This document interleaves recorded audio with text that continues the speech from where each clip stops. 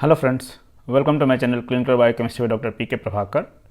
Today I am going to talk about the CSIR examinations, how you can start your preparation for CSIR examinations, because I have received many queries on different platforms like WhatsApp, YouTube, Instagram, like how to start preparation, how to do preparation, which book to contact, means how we can see the different units, different syllabus of the syllabus CSIR, and then so all those things.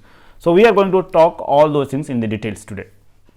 So first we are going to start how you can start from the first point, like if you are just doing your MSc. So this video is applicable actually for all the students, either you have completed your MSc or you are pursuing your MSc. So normally after the first year you can appear for the CSIR examinations. So this video will be applicable for all the students. So the first point, what you have to do it, or your step number 1 will be the take out the printout of your CSIR syllabus. So for that one you can visit to CSIR website, that is csirhdg.res.in. So once you are going to visit there, you can download the CSIR syllabus, and if you will see the syllabus, there are 13 different units are there. So whole syllabus of life sciences is divided into 13 different units. It is not possible for everyone that you can complete all the 13 syllabus. Normally it is practically not possible, but if you want you can do it. So you have to select the according to your expertise, according to your background. Like if you are pursuing your MSc in zoology, so you can select the different units which is part of your curriculum. If you are doing MSc biotechnology, you can select according to your expertise. You can, if you are doing MSc in botany, you can select according to so according to your expertise you can select the particular different units. Roughly on an average you can call it, you should go for 8 to 10 units. That is, the 10 is the sufficient number. If you are going to prepare for 10 different units, 10 different chapters, it is more than sufficient. 8 is also okay, but if you are going to do more than 10, that it will be having some added advantages, like it will be, you can it is a kind of bonus in your preparations. So what are the different 10 units you need to tackle, and what are the advantages of that one, that also we will talk about that one. So when you are going to start your preparation for the CSIR, this preparation not only help you to qualify the CSIR examination, but it also going to help you during your interview, because after the CSIR qualifying CSIR examinations, you have to go for interview for different IIT or CSIR labs. Whenever you are going to apply for PhD, you have to qualify their interview round. So during interview, these units, these preparations will certainly going to help you. So there are some of the chapters like cell biology, molecular biology, fundamental processes, cell signaling. Then you can go for central dogma like DNA replication, transcription, translations, immunology. So these are some of the basic which we can call it. It is a core content which is applicable normally for all the places. So either you are coming from zoology background, you are coming from biotechnology background, you are coming from botany background. So these are the units normally applicable everywhere. So you have to select the chapters according to your expertise, because you are expertise. So no one is going to know the strength what you are having more than you. So you can judge your expertise best more than anyone. So you have to select your chapters according to your choice. Now once you have selected the chapters, then you are going to start your reading. So after these selections, what are the chapter you need to syllabus? So from my side, my recommendation is you should not leave chapter number 1, 2, 3, 4. Chapter number first is called as molecular basis of life, molecules you can call it, that is basically biochemistry portions.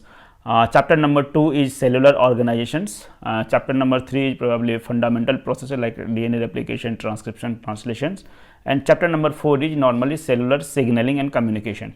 So these 4 chapters, chapter number 1, 2, 3 and 4, or unit 4, 1, 2, 3, 4, these are the basic units. basic components. So it will be applicable, it will make your base. So it will be applicable everywhere throughout your PhD or throughout your processes. Then chapter number 13, last chapter, that is normally methods of biology, where we are normally going to talk about instrumentations, different type of instrumentations like chromatography, centrifugations, electrophoresis, different other techniques also. So all those techniques throughout your PhD. So these methodology will help you in your PhD, not only PhD, after your PhD also. So that's why you should not leave chapter number 1, 2, 3 and 4, because these are the basic chapter bases. It will help you to make your base. Chapter number 13, that is the methods, so instrumentation, that will help you during your PhD also or after your PhD also. Many questions comes on that one. Then chapter number 8, which is inheritance biology, chapter number 9, which is diversity of life, chapter number 10, which is ecology or ecological principles, and chapter number 11, which is evolutions, and chapter number 12, which is applied biology. So these 5 units, 8, 9, 10, 11, normally these are the one of the easiest unit, you can call it. So you don't have to do too much of effort to study all these 4 units. So 1, 2, 3 and 4, these are the 4 units which will make your base. Chapter number 13, that is methods. So you have selected 5 chapters. Then 4 easiest chapter I am going to tell you, chapter number 8, 9, 10 and 11. So 9 chapter I have told you, that is the easiest chapters, and chapter number 12, that is the applied biology, where normally we are going to talk about the application of genetic engineering, molecular biology and other things. So that is also you can easily do it. So these are the 10 different units, normally you should do it. Otherwise you can select any other chapters from chapter number 5, 6, 7 as per your expertise. So these are the 10 units from my recommendation. It is our recommendation, so you can go for all these things, these chapters. Once you have done your chapter finalizations, now you are going to start your study. So for your study, you should normally, what we are doing, we are going to make our timetable. So normally we should not make the timetable, we should make the target. So your study should be target oriented, not the time oriented. Means it should not be like that one. I am going to study 2 hours for this chapter, I am going to study 2 hours for that chapter. So it should not be like that one. Your aim should be, I am going to study this chapter today. So either it will take 1 hour or it will take 10 hours or 5 hours, whatever time it will take. So that for every chapter you have to give you a specific time, because time duration is fixed for you. Your exam will be announced in the April, and probably sometime in the mid of June your examination will be there. So you don't have unlimited time. So you have to divide your time according to your choice. Now for every chapter you should select a specific book. Like if I am going to talk about the DNA replications or transcription or translations, you can go, there different books are there. So no need to go for every books. You can select a specific books, read that book thoroughly. Like you can go for Leininger, you can go for Gerald Karp, you can go for Watson. If you want to study cell signaling, cellular processes, cellular structures, cell communications, then you can go for Cooper. So there are a number of different books are there. So I will make a separate video on the different books for a specific units. But normally whenever you are going to select a book, select a good reference book, so that it will give you thorough study, thorough understanding. And once you are going to read the book, because this is, if you are going to read the first time, then you should make a small note, precise note in concise form, so that next time when you are going to revise it, you need not to have to study whole chapters thoroughly. So just by visualization, those summary of your notebook, you can have the understanding of complete chapters. That is another thing. First read textbook, then summarize it in the concise forms, and that summary you have to revise it. First revision should be within few days, then you can increase the duration of gap between the revisions. So you have to revise it regularly, so that ultimately you will be memorize it. So that is the point. So for every chapters, whatever chapter you have selected, you should have a concise note for that one. Once you have studied, you have selected your chapters, you have done your study, you have make your notes, then you are going to do the practice for the previous year questions. So, roughly if you are going to see the 10 years or 5 years previous year questions, you can see a kind of patterns. So, according to that pattern, you can automatically analyze from which chapters roughly how many questions are coming and which type of questions are coming. So, whenever you are going to do the practice for the previous year questions, that time don't go only for the correct answers, why particular options are correct. It is not necessary that you should know the correct answer, you should also know why that other 3 options are the wrong. So, that will make your concept very clear. So, whenever you are going to solve a questions, not only go and understand the correct answer, why that answer is correct, also you have to understand why other 3 options are wrong. So, means questions, options and their analytical portions, yeah, you have to analyze it very critically, so that you will understand that questions correctly. There are few tips which I need to give it to you before going for preparations, like you can make a small note, as small as possible you can get, so that you can understand also. It should not be so that small that you have to go for the book also. So, and you watch for many different complicated, there are number of things which is very complicated, which you need to emphasize more for the study. So, those things normally you can see some of the animations, some of the videos, and normally as a human tendency, we memorize, we remember more video things.